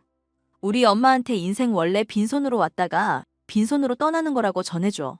공수래 공수거 몰라? 죽기 직전에 왜 갑자기 물건 집착이 심해지셨나 모르겠네. 형님, 정말 너무하세요. 저는 이 사실을 남편과 시어머니에게 알렸고 시어머니는 저희 앞에서 처음으로 눈물을 보이셨습니다. 형님, 오늘 당장 그 집에서 나가주셔야겠어요. 싫은데? 엄마, 올케가 나한테 막대하는 거 보이지? 저 싸가지 없는 것 좀 혼내줘. 어머님께서 형님 재산 다 몰수한다고 하셨어요. 엄연히 말해서 형님 재산도 아니죠. 어머님 재산인데 형님이 가로챈 것뿐이니까요. 그래도 예정을 생각해서 500원은 남겨주신다네요? 엄마, 올케 왜 저래? 엄마가 빨리 혼내줘. 네 옳게 말대로다. 내 집에서 당장 나가. 그리고 내가 빌려준 1억 5천만 원 당장 나한테 입금시키고. 엄마, 내가 다 설명할게. 돈은 인테리어 비용이 모자라서 내가 조금 썼고. 나 이 집에서 엄마랑 둘이 행복하게 살려고 했어. 내가 지금 바쁜 일이 있어서 잠시 공사 핑계 대면서 엄마 못 오게 했던 건데 그 일도 다 끝났고 내일 엄마 올라와도 돼. 형님, 곧 내용 증명 하나 갈 거예요. 집에서 나가고 대여금 반환하라는 내용이니까 그대로 실행해주세요. 엄마, 올케가 지금 나랑 엄마 사이 이간질하고 있는 거 몰라? 엄마, 나 믿지? 성희야, 내가 그동안 너한테 죄를 많이 지었다. 지금이라도 너 스스로 깨우칠 수 있게 해주는 게 부모의 역할인 것 같다. 날 원망해도 상관없어. 하지만 이미 한 결정을 되돌릴 생각은 없다. 엄마, 나 엄마 없이는 못 살아. 한 번만 용서해줘. 신우는 바로 저희가 있는 지방까지 내려와서 눈물로 사죄를 했지만 시어머니는 마음을 바꾸지 않았습니다. 시어머니는 원래 사시던 집으로 들어가셨고 신우는 갑자기 쫓겨나 지방에 있는 고시원방을 구했다고 들었습니다. 시어머니는 어차피 신우가 가져간 1억 5천만 원을 못 받을 거라고 생각해서 본인이 하늘나라로 가면 어떻게 재산 분배를 해야 하는지 유언장을 작성해 놓으셨습니다. 신우가 빌려가서 갚지 않은 돈들을 전부 차감해 신우 몫으로 돌아갈 상속재산은 굉장히 적어진 셈이죠. 현재는 제가 서울에 올라와 시어머니 병간호를 하고 있는데 시어머니께서 나날이 쇠약해지는 모습을 볼 때마다 가슴이 덜컹합니다. 이 사연을 들으시는 분들께서 저희 시어머니 오래 사시기를 기도해 주신다면 정말 감사하겠습니다. 더불어 저희 신우도 이제 정신 차리고 새 삶을 살 수 있기를 바랍니다. 제 얘기를 들어주셔서 정말 감사합니다. 안녕하세요. 저는 20대 후반 여성입니다. 저희 집은 아버지께서 IT 중소 기업을 운영하고 계신데요. 워낙 어렸을 때부터 IT 분야에 관심이 많았던 저는 자연스럽게 졸업과 동시에 아버지 회사에서 일을 시작하게 되었습니다. 입사 후 회사 업무차 만났던 거래처 직원과 연애를 하게 되었는데요. 제 애인의 자기 관리는 정말 뛰어났는데 그런 모습들을 보면서 저는 어떤 일이든 해낼 것 같다는 생각이 들었습니다. 그리고 애인은 가족들과도 돈독하게 지내는 듯한 이야기를 자주 했기에 저희 가족과 비슷한 환경에서 자란 모습에 더욱 신뢰를 할 수 있었죠. 그러나 그 모든 것이 사실은 짜여진 각본이었다는 걸 알게 되기까지 오래 걸리지 않았습니다. 왜냐하면 애인의 사촌 누나가 제 아버지 회사의 직원으로 일하고 있었고 우연의 가장에 저와 애인을 억지로 만날 수 있게 이를 핑계로 자리를 만들었다는 사실을 알게 되었기 때문입니다. 저와 애인을 연결하려 했던 두 사람의 진짜 목적을 알게 된 후 저는 경악할 수밖에 없었습니다. 내 사촌 누나가 그러는데 자기 사촌 누나가 누군지 알았다며? 자기 혹시 내가 숨겨서 기분 나빴어? 아니, 기분이 나빴다기보다는 좀 당황스러웠지. 김주임님한테 몇 번 내가 자기 이야기를 했었거든. 아, 그랬어? 사촌 누나한테 뭐라고 했는데? 설마 자기 내 흉 본 것 아냐? 무슨, 내가 좋아하는 사람이 있는데 거래처라고 말했던 적이 있었거든. 그때 주임님한테 자기라고 이야기를 했는데 자기를 모른 척 하더라고. 아마 우리 누나는 자기가 내 누나라고 말하면 불편해 할까봐 그랬겠지. 그런가? 아닌 것 같은데. 뭐가 아니야? 김 주임님이 나한테 처음 자기 회사 거래처 가라고 했을 때 자기 이름 대면서 잘 해보라고 했거든. 그거야 뭐 자기를 좋게 봤으니까 동생이랑 이어졌으면 했던 거지. 근데 막상 자기가 날 좋아한다고 하니까 뭐 솔직하게 말하기가 그랬나 봐. 우리 누나가 좀 착해. 그래? 아무튼 그런데 어제 마주쳤을 때 두 사람 다 서로 모르는 척 했어? 응? 무슨 소리야? 우리가 언제? 어제 회사 복도에서 마주쳤을 때 말이야.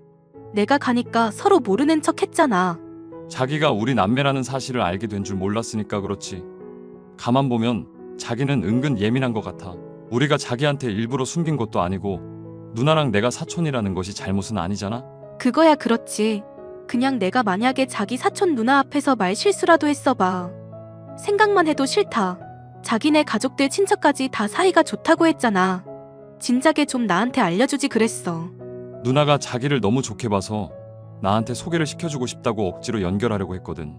그런데 진짜 우리가 사귀게 되니까 더 누나는 조심스러웠을 수도 있지. 이해 안 돼? 이해야 당연히 되지.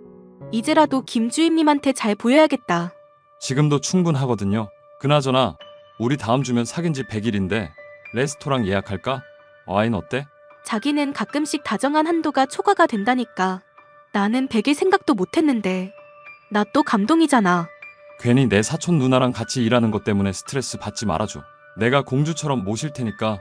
그럼 우리 다음 주 주말에 가까운 데로 바람 쐬고 오면 어때? 주말에? 그날은 좀 안 되는데? 왜? 그날 우리 가족들하고 세부로 여행을 가거든. 응? 세부? 갑자기? 우린 1년에 두어 번 해외 다녀. 그게 하필 다음 주 주말이네. 100일이랑 겹치네. 그냥 나는 빠질까? 가족들 모임인데 빠지면 안 되지. 그럼 주중에 와인 마시고 자기 여행 다녀온 뒤에 우리도 가까운데 놀러 가자. 역시 우리 자기는 마음도 넓어. 근데 자기 부모님 해외에 계시잖아? 영국이랬나? 맞아. 우리 부모님 영국에 계셔. 그래서 세부에서 만나기로 한 거야. 동생은 지금 미국에 있던가?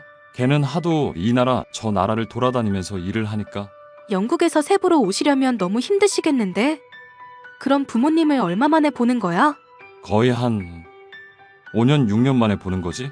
이번에 여행 가서 부모님 집이랑 강남 건물, 아버지 회사 좀 잘 정리해서 바꿀 것들 내 명의로 바꿔야겠어.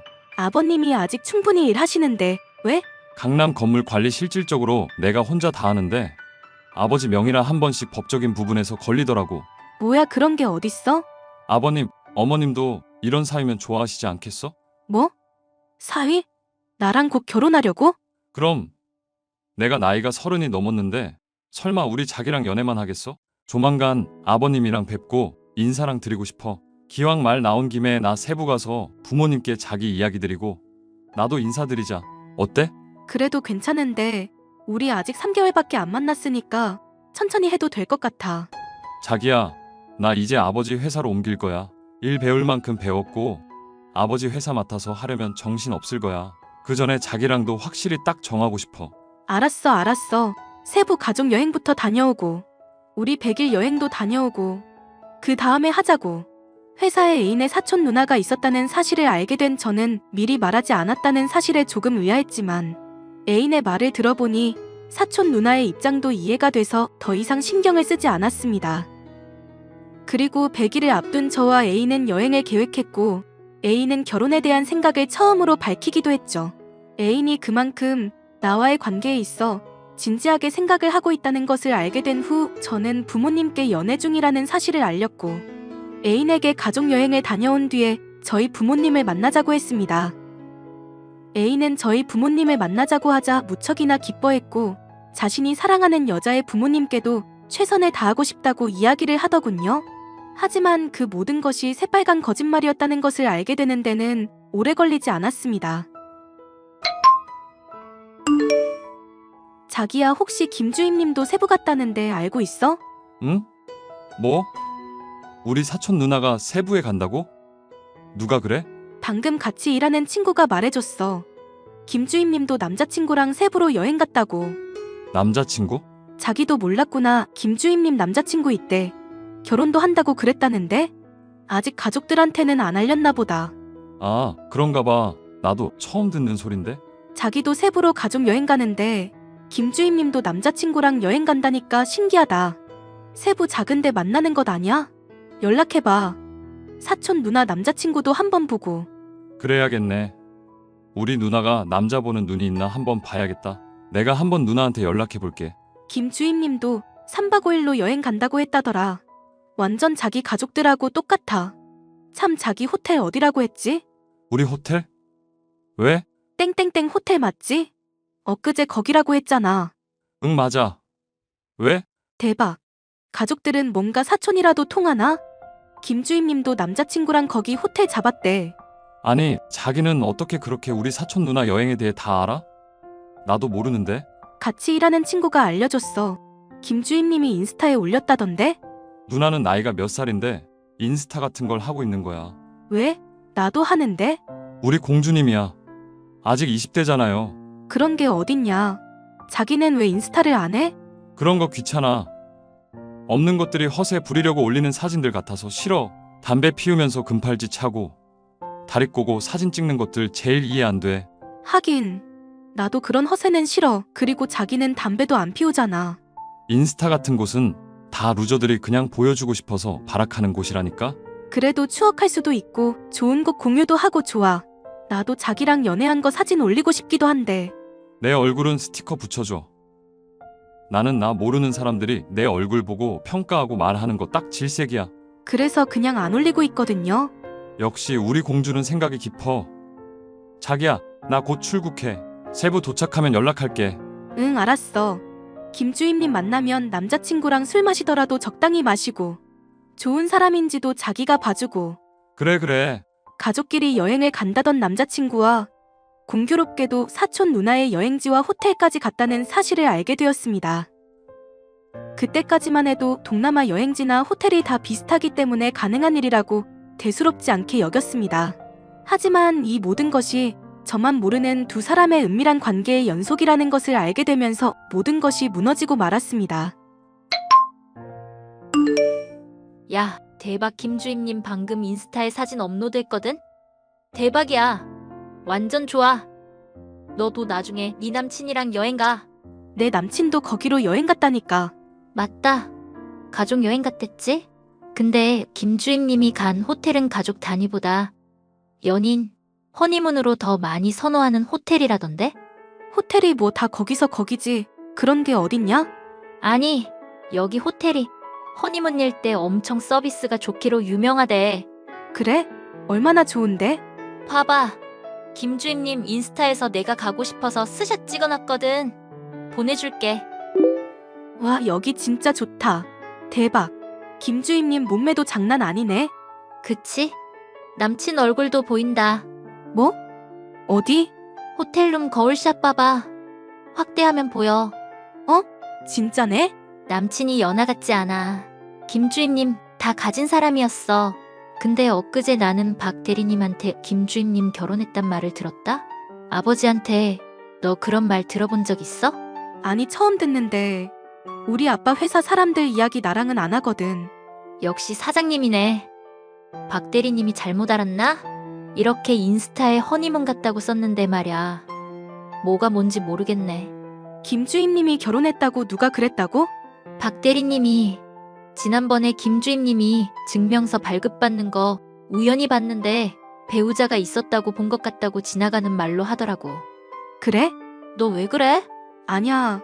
호텔이 너무 좋아서 깜짝 놀랐어. 중소기업 따님이 이렇게 호텔에 놀라도 되나요? 뭐? 나도 이런 곳은 안 가봤거든요. 남자친구랑 가. 가족들하고 갔던 곳이라 해도 애인이랑 가면 또 다르겠지. 아무튼 김주임님은 잘생긴 애인이랑 호캉스 가고 부럽다. 회사 친한 동료가 보내준 애인의 사촌 누나의 호캉스 사진에서 저는 제가 보고도 믿을 수 없는 장면을 보고야 말았습니다.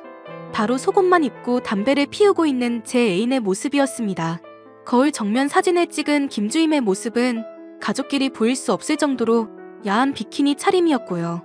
저는 뭐가 어떻게 된 일인지 도저히 이해가 되지 않아 당황스럽고 손이 떨리더군요.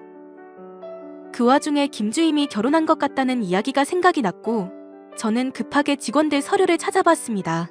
그리고 김주임님의 서류에서 배우자란에 제 애인의 이름이 쓰여 있는 것을 보고 소름이 돋았습니다. 저는 친구의 도움으로 김주임의 인스타를 찾았고 결국 김주임과 제 애인의 럽스타그램까지 찾게 되었습니다. 혐오하던 허세 가득한 인스타그램 사진의 주인공은 제 애인 자신이었고 둘은 한 집에서 같이 살고 있더군요. 저는 도저히 용서할 수가 없었습니다. 여행은 즐거워? 너무 정신이 없어서 어제는 연락도 못했네. 우리 공주 아침은 먹었어요? 자기야, 아버님이 뭐래? 응? 뭐가?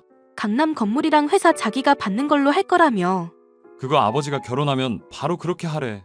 자기야, 그래서 말인데 내가 한국 가면 말하려고 했는데 우리 결혼하는 게 어때? 결혼? 응, 결혼. 어차피 할 거 빨리 해서 나도 자리 잡고 자기도 아버님 회사 물려받아야지. 그래? 그러려면 먼저 네가 이혼을 해야지. 그래야 우리가 혼인신고를 할 거 아냐? 뭐? 허니문은 상당히 즐거운가 봐? 김주임님 무슨 말이라도 해봐요. 아니, 예지씨 무슨 소리야? 나 지금 내 애인이랑 여행 중인데. 여기에 배우자분이 아주 허세 가득 담배 물고 있는데 둘 다 안 보여? 뭐야 이게? 무슨 소리야? 누가 보인다는 거야? 거울에 반사돼서 속옷만 입고 있는 네 남편이 거기 있잖아. 자기야, 벌써 2년 전에 결혼도 하신 두 분이 어떻게 사촌이 되셨을까? 아 진짜. 그러니까 내가 인스타 관종짓 하지 말랬지. 내가 사진 찍게 침대에서 꺼지라고 했잖아. 김주임, 당신은 이미 퇴직금도 다 끌어다 썼다던데 니들 대체 뭐냐? 안 걸리게 잘 구슬렸다며? 완전 얘 탐정이네. 자기야, 어떻게 이렇게 내 뒷조사를 할 수 있어? 날 못 믿어? 이 와중에 자기란다. 야, 네 애인이 우리 사이 다 알았잖아. 언제까지 나를 속이려고 했어? 나를 가지고 니들 대체 뭐 한 거야? 강남 건물? 아버지 회사? 부모님이 영국에 계셔? 고작 원룸 단칸방에서들 사는 주제에 뭐야? 왜 이렇게 다 알아? 니들 럽스타그램에 아주 잘도 써놨던데 남편을 장가보내야 하는 슬픔? 남편이 얼른 로또 성공했으면 좋겠다? 니들 로또가 나냐? 뭐야? 야, 너 인스타 비공개로 안 바꿨어? 내가 바꾸랬잖아. 혹시 모르니까. 아, 몰라. 진짜 휴가 막날에 개 짜증나네. 김주임님, 우리 회사에 출근할 생각 마세요. 그리고 너도 네 회사에서 잘릴 거 각오해. 네가 다니는 그 회사 우리 큰아빠 회사야. 뭐라고? 그게 무슨 소리야? 공사를 치려면 제대로 알아보고 쳤었어야지. 중소기업 딸이란 것만 알고 이런 짓을 해? 니들 둘 다 오늘부로 일자리 잘렸다고. 니들이 먼저 자진해서 이렇게 나한테 솔직하게 다 말해주니 얼마나 고마워? 하마터면 내가 깜빡 속아서 넘어갈 뻔했는데 말야. 자기야, 아니야. 나 진짜 자기 사랑해. 진짜야. 뭐? 이 미친 것이 내 앞에서 다 들킨 마당에 뭔 소리야? 내가 언제까지 나보다 나이 많은 여자랑 살겠어. 자기야, 내가 처음 의도적으로 접근했지만 진짜 사랑이었어. 2번만 더 사랑했다가는 내가 충격 먹고 죽겠어. 그 사랑 타령 둘이서 해. 2사람 회사 짐은 알아서들 챙겨 보낼 테니까 출근하지 말고. 처음 입사 당시 아버지 딸이라는 것을 밝히자 김주임은 저를 자기 남편과 엮으려고 작정을 했다고 합니다. 워낙 둘 다 사치스럽고 소비가 심했던 터라 이미 대출이란 대출은 다 받았고 김주임은 개인회생 중이었더군요. 그 와중에도 명품 베개 해외여행까지 사치를 부리던 2사람에게 저는 로또였던 셈이었죠. 그런 2사람의 계획에 완벽히 속았던 저는 결혼을 꿈꿨고 진짜 사랑인 줄 알았습니다. 너무나 거짓이 진실 같았던, 그래서 무엇이 진실인지 헷갈렸던 애인의 모습에 이루 말할 수 없는 좌절감을 느꼈습니다. 결국 2사람은 모두 회사에서 퇴사를 했고 저는 2사람에 대한 원망과 미움, 그리고 분노로부터 벗어나는데 많은 시간이 걸려야만 했습니다. 사랑을 이용해 이득을 취하려던 2사람이 살면서 더 많은 죗값을 치르길 저는 바라고 있습니다. 긴 사연 함께 해주셔서 감사합니다. 안녕하세요. 저는 40대 초반의 직장을 다니며 딸을 키우고 있는 여성입니다. 아이 아빠는 결혼 후 얼마 지나지 않아 바람을 피우기 시작했고 그 당시 어렸던 아이와 자립하기에는 경력이 단절된 상태였던 저는 남편에게 몇 번의 기회를 주며 결혼 생활을 이어가야 했습니다. 하지만 남편의 바람은 잡히지 않았고 급기야 바람을 피우는 이유까지 제 탓을 하기 시작했죠. 결국 저는 그동안 모았던 증거를 가지고 이혼 소송을 하게 되었습니다. 남편은 절대 이혼을 하지 않겠다고 했지만 법정에서는 남편의 습관과 같은 바람, 가정을 등한시한 태도, 그리고 양육의 비협조적이었던 생활 등을 이유로 이혼에 손을 들어주었습니다. 그렇게 저는 지옥 같은 결혼 생활에 종지부를 찍을 수 있었습니다. 이혼 후 아이와 행복하게 시작하기 위해 다시 열심히 일을 하게 되었습니다. 그렇게 생활하던 제가 최근에 같은 회사를 다니는 사람과 좋은 관계를 유지하게 되면서 서로 재혼을 약속하게 되었습니다.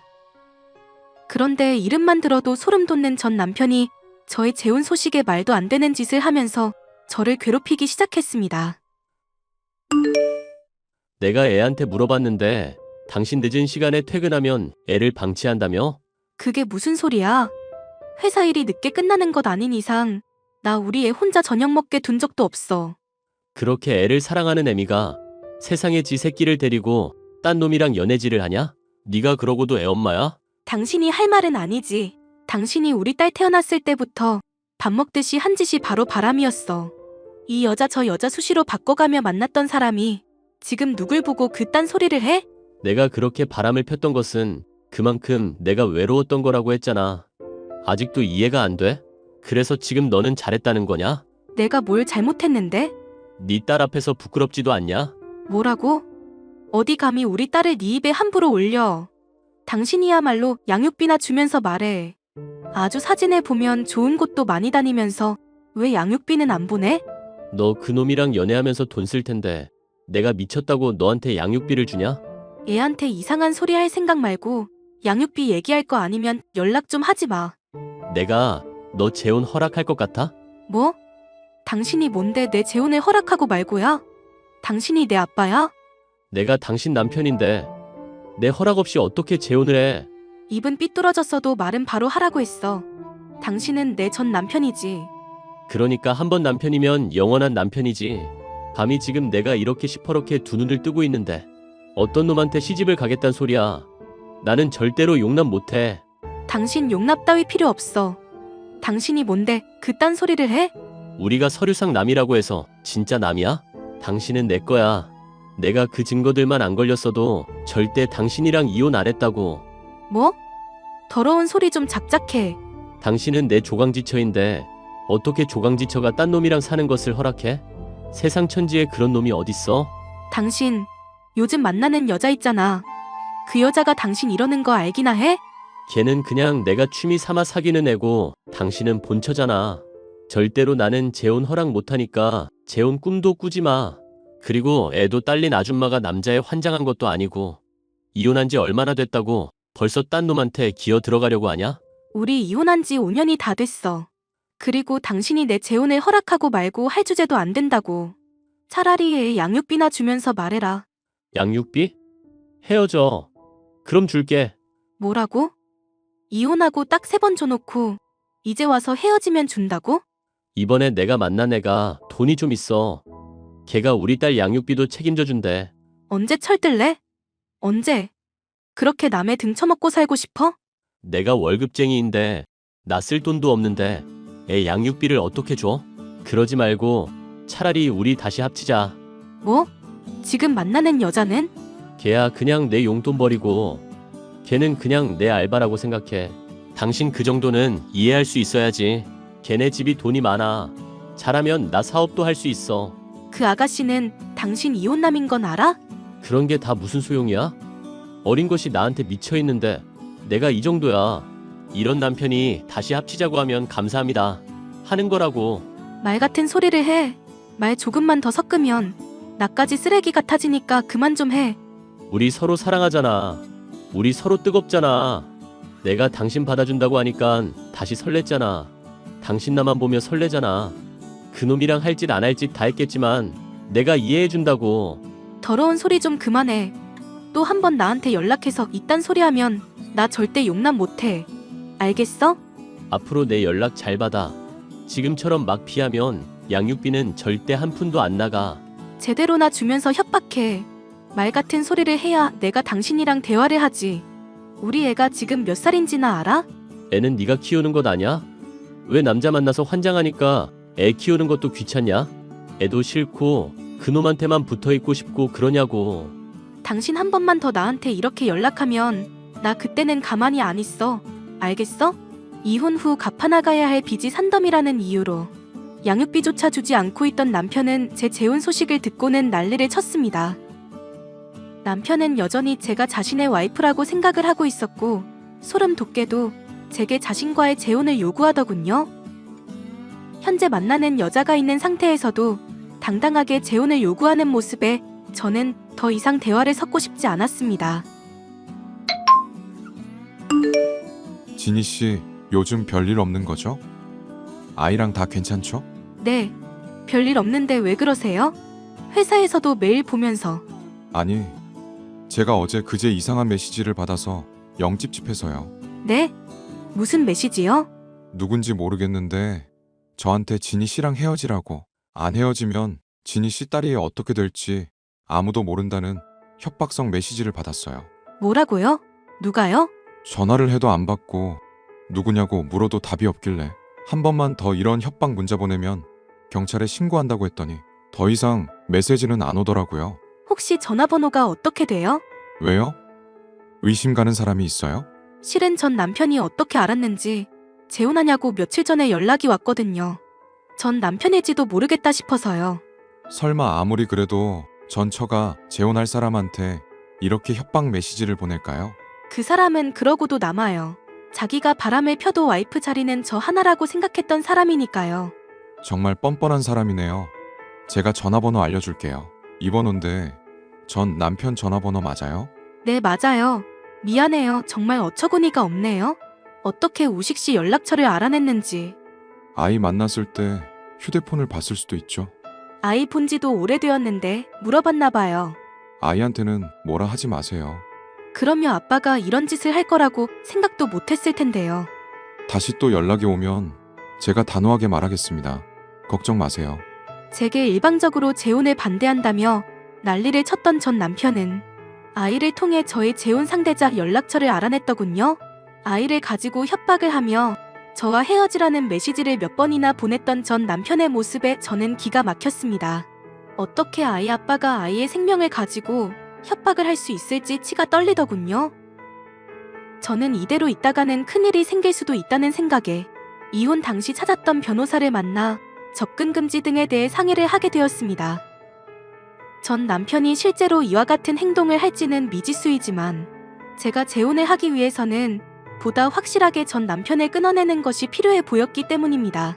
그러던 중 재혼 상대자가 제게 전 남편의 협박 메시지에 대해 알린 뒤 며칠 동안 잠잠해서 멈춘 줄 알았는데 전 남편은 더욱 기겁할 만한 행동을 보였습니다. 우식 씨한테 다 들었어. 우식 씨한테 그따위 사진을 보낸 이유가 뭐야? 무슨 사진? 나는 아무 사진도 안 보냈는데? 그래? 번호만 바꿔보내면 당신이 아니야? 그 번호 누군지 모르겠지만 이게 경찰 통해서 바로 확인 가능한 거 알고 있지? 나는 도통 뭔 소린지 모르겠는데. 어떻게 우리 애 사진에 얼굴을 도려내서 찍어보내? 당신이 그러고도 아빠야? 이러고도 당신이 아빠냐고. 누가 우리 딸 사진을 이렇게 만들었어? 당신 대체 행실을 어떻게 하고 다니길래 이런 일이 있어? 이거 그 자식 자작극 아니야? 너랑 재혼하면서 애는 버리려고 하는 거 아니냐고. 말 같은 소리를 해. 이 사진 나랑 당신 둘만 가지고 있는 사진이야. 그런데 그 사람이 어떻게 이 사진에 얼굴을 도려낼 수 있겠어? 당신 진짜 왜 이러는 거야? 나 아니라니까 글쎄. 너야말로 남자한테 환장했냐? 환장해서 애로 협박하는 놈한테 시집 못 가서 안달이야? 나 도저히 무서워서 그 자식이랑 재혼 허락 못해. 그 자식이 우리 애 버리기라도 하면 어떡할래? 네가 그러고도 엄마야? 뭐? 이 나쁜 놈아. 내가 할 소리야. 어떻게 아빠라는 작자가 지 생각만 하고 애를 가지고 이딴 짓을 저질러. 애를 가만 안 둔다고 협박질이나 하고. 당신 내가 가만히 있을 것 같아? 나 아니라고. 내가 우리 애 사진에 왜 이런 짓을 하겠어. 그놈이 한 짓이 분명하다고. 너 그렇게 그놈한테 시집 가고 싶으면 애는 놓고 가. 내가 애 키울 테니까 놓고 가라고. 뭐? 지금 나랑 만나는 여자한테 우리 애 맡겨야겠어. 남자한테 환장해서 미친 엄마보다야 훨씬 낫겠지. 그 여자가 우리 애를 봐준대? 돈도 많은 것이 애 하나 키우는 게 뭐 어렵겠어? 내가 키우라면 키우는 거지. 당신이야말로 남편 두고 딴 놈한테 시집 가고 싶어서 애 새끼까지 버릴 생각을 하다니. 이렇게 살고 싶어서 나한테 이혼 소송한 거냐? 그래? 당신이 나랑 살 때 한 짓을 생각해봐. 나랑 우리 애 아팠을 때도 두 집 살림하면서 당당했던 게 당신이야. 그런 사람이 나한테 그런 말 할 자격이나 있어? 그 사람 당신하고 차원이 달라. 어디서 함부로 그 사람한테 그런 말을 해. 그 사람? 이게 감히 남편 앞에서 딴 놈 편을 들고도 당당해? 너 네 애도 키우기 싫지? 내가 이렇게 애도 내놓으라는데 재혼 안 하겠단 소리 안 하는 것 보니까 그놈한테 환장한 건 맞네. 애 가지고 협박하는 미친놈이랑 한번 살아봐라. 끝까지 당신이 안 했다는 거지? 내가 이대로 가만히 있을 것 같아? 기다려. 누가 우리 애 사진을 이렇게 난도질을 해놓고 우리한테 협박을 했는지 볼 테니까. 아이 얼굴을 도려낸 사진을 찍어서 보낸 사람은 남편이었습니다. 하지만 자신의 전화번호가 아니라는 이유로 오히려 저희 재혼 상대자로 몰아붙이는 뻔뻔한 태도를 보이더군요. 저는 이 모든 사실을 경찰서에 가서 신고를 했고 전화번호의 주인이 누구인지도 알게 되었습니다. 이정은 씨? 네? 제가 이정은인데 누구세요?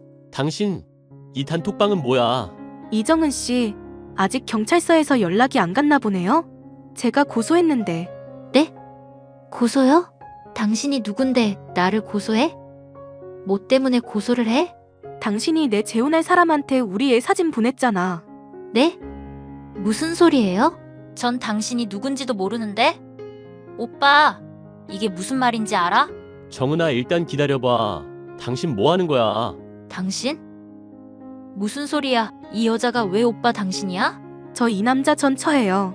이 남자가 이혼남이라고 밝히지도 않았나 봐요. 나이도 젊고 돈도 많아서 우리 애도 자기가 키우라면 키울 거라던데. 네? 뭐라고요? 오빠 이혼했어? 아니야 무슨 아니야. 아니긴. 당신한테 딸 하나 있단 것도 아니라고 할래? 딸이요? 이게 다 무슨 소리예요? 내일 모레 우리 부모님 만나기로 했는데. 오빠 솔직히 말해봐. 이 남자 입만 열면 허풍에 허세예요. 그쪽 돈이 많아서 취미 삼아 데리고 있는 거라고 저한테 말했거든요. 제발 다시 재혼해달라고 사정을 하면서요. 그런데 제가 다른 사람과 결혼한다고 하니까 아가씨 전화번호로 협박 문자를 보냈나 봐요. 야, 너 미쳤어? 이래도 네가 아니야? 네가 안 그랬어? 내가 경찰서에 갈 거라고 생각도 못했나 봐? 네 여자친구 네 덕에 고소 먹었어. 오빠 대체 이게 다 무슨 소리야? 내가 돈이 많아서 데리고 다녀? 내가 오빠 때문에 고소를 당해? 내가 한 고소 없애려면 네가 직접 경찰서 가서 자수해. 이번에 아주 접근금지 신청을 할 테니까. 아가씨 정신 차려요.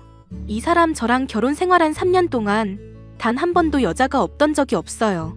그리고 지금 빚더미라 지 새끼 양육비도 못 주는 쓰레기라고요. 너 이러고 네가 재혼할 수 있을 것 같아? 내가 가만둘 것 같아? 야, 이 쓰레기야. 너 나한테 했던 말 다 거짓말이었어? 이혼남의 애도 있다고? 그것도 바람피다 이혼한 거라고? 너 이거 사기야. 알아? 아가씨 전화번호로 온 협박 메시지라 내가 어쩔 수 없이 아가씨를 고소했는데 이 건 해결되려면 저 자식이 자수해야 돼요. 이참에 아가씨도 얼른 헤어지고요. 아가씨 돈으로 사업이나 해볼까 싶은 생각으로 만나는 아저씨 얼른 떼내야지 않겠어요? 정은아, 아니야, 오해야. 저 옆엔 내가 하도 재수가 없고 직가 남자한테 환장해서 지 새끼도 안 돌보는 것도 모르길래 내가 혼 좀 내려고 그랬던 거야. 저 여자 말 믿지 마. 내가 다 설명할게. 역시 너는 딸보다 여자랑 돈이 우선이지. 역시 너는 개 같은 쓰레기가 맞아. 당장 가서 자수해. 안 그러면 네 여자친구한테 고소장 날아가니까. 예상은 했지만 전 남편은 만나고 있던 여자에게 자신이 이혼남이란 사실조차 밝히지 않았던 상태였습니다. 전 남편에게 진실을 요구해봤자 아무런 소용이 없을 거란 걸 알았기에 저는 전 남편 애인을 고소했고 그 결과 전 남편은 자신이 한 짓임을 스스로 자수할 수밖에 없었죠.